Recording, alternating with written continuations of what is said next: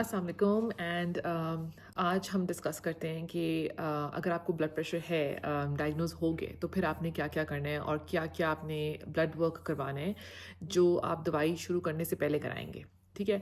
सो सबसे पहले तो ये कि आपने अपने प्राइमरी केयर फिजिशियन को या अपने मेडिकल स्पेशलिस्ट से पूछना है कि वो कौन सी दवाई शुरू कर रहे हैं। ठीक है, क्योंकि हर दवाई का ना डिफरेंट इम्पैक्ट है आपके किडनी के फंक्शन पे और आपके लिवर पे और आपकी बॉडी के इलेक्ट्रोलाइट्स पे। ठीक है, सो ये बहुत ही इंपॉर्टेंट है कि आप वेल अवेयर हों कि आप कौन सी दवाई शुरू करें।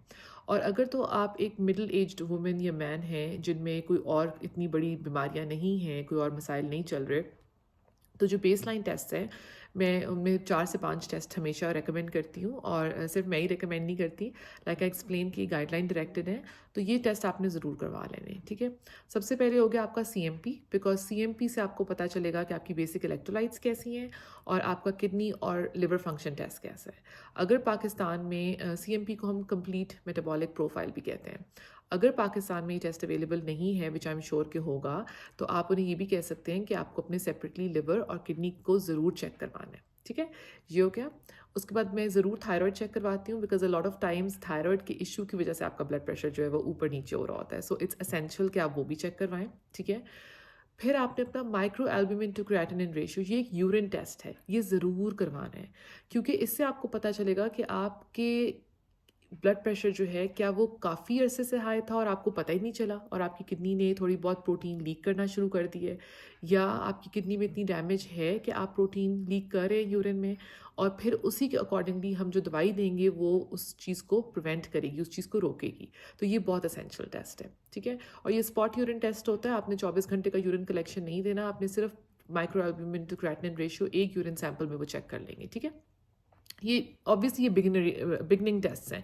अगर आपको दोबारा से कोई इसमें बहुत ही नॉर्मल रिजल्ट्स आ जाते हैं और हमें 24 आवर यूरिन के सैंपल की ज़रूरत पड़ेगी, तो हम वो भी ऑर्डर कर सकते हैं, लेकिन शुरू में आपने ये ज़रूर करवा लेना है। ठीक है, और जो last but not the least, जो लोग थोड़े से ओवरवेट होते हैं, ओबीस होते हैं, मैं उनमें लाजमी उनका कोलेस्ट्रॉल पैनल चेक करवाती हूँ, क्योंकि इससे मुझे पता लगता है कि एक तो ये कि कहीं कोलेस्ट्रॉल तो ब्लड प्रेशर को हाई नहीं कर रहा, और क्या उनका कोलेस्ट्रॉल इतना हाई है कि मुझे उनका जो है वो उन्हें कोलेस्ट्रॉल की भी दवाई देनी पड़ेगी, क्योंकि ऑब्वियसली ये चीज़ भी साथ ही कंट्रोल करनी है। ये चीज़ कोलेस्ट्रॉल जो है ये भी रिस्क फैक्टर है उनकी हार्ट डिजीज़ के लिए। तो ये 4 टेस्ट ना आपने लाजमी करवा लेने हैं। इसके आगे पीछे अगर आपने अपना A1C कराना है, जिससे आपको पता चले कि आपकी ब्लड शुगर कैसी है, वो आप करवा लें, आपकी मर्ज़ी है, वो आपको एवरेज देगा कि 3 महीने में आपकी ब्लड शुगर कैसी रही है। लेकिन जनरली स्पीकिंग ये 4 से 5 टेस्ट बिल्कुल असेंशियल हैं। और 2 हफ्ते बाद, दवाई को शुरू करने के 2 हफ्ते बाद आपने अपना CMP ज़रूर रिपीट करवाना है।